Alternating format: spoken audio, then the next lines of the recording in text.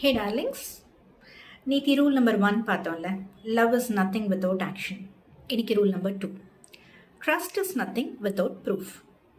எந்த ஒரு ரிலேஷன்ஷிப்லேயுமே ட்ரஸ்ட் ஒரே நாளில் பில்ட் ஆகாது. நம்ம நடந்துக்கிறத வச்சு தான் கிராஜுவலி நம்ம மேலே ஒருத்தங்களுக்கு நம்பிக்கை வரும். ஃபார் எக்ஸாம்பிள், உங்கள் பார்ட்னர் உங்ககிட்ட ஒரு சீக்ரெட்டை ஷேர் பண்ணுறாங்க. நீங்கள் அதை உங்களோட ஒரு ஃப்ரெண்டு கிட்ட சொல்லிட்டீங்க. அது தெரிஞ்சு உங்கள் பார்ட்னர் உங்ககிட்ட வந்து, நான் யார்கிட்டையுமே சொல்லாத ஒரு விஷயத்த உன்னை நம்பி உங்ககிட்ட சொன்னேன், நீ எப்படி இவ்வளோ கேஷுவலாக அதை உன் ஃப்ரெண்டு கிட்ட ஷேர் பண்ணிட்ட அப்படின்னு கேட்டாங்கன்னா, உங்களுக்கு வேணும்னா தோணலாம், இது ஒன்றும் அவ்வளோ பெரிய விஷயம் இல்லையே, இதை இப்போ சொன்னதுனால என்ன அப்படின்னு. பட் அவங்கள பொறுத்தவரை அவங்க உங்கள் மேலே வச்சுருந்த நம்பிக்கையை நீங்கள் பிரேக் பண்ணிட்டீங்க. ஸோ இதுக்கு மேலே உங்ககிட்ட எந்த ஒரு விஷயத்தையுமே ஷேர் பண்ணுறதுக்கு அவங்க யோசிப்பாங்க.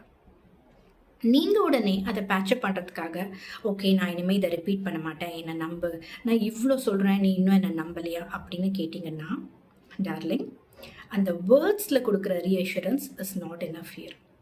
உங்களோட ஆக்ஷன்ஸில் தான் நீங்கள் அகெயின் அவங்களுக்கு ப்ரூவ் பண்ணணும் you are a trust worthy person.